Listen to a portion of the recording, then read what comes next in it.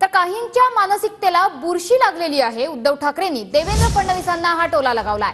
सर्व कारस्थानं मुंबईचं नागरी संतुलन बिघडवण्यासाठी सुरू आहे।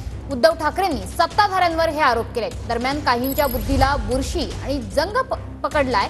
वाघनख प्रदर्शनाच्या कार्यक्रमात फडणवीसांनी विरोधकांवर ही टीका केली होती।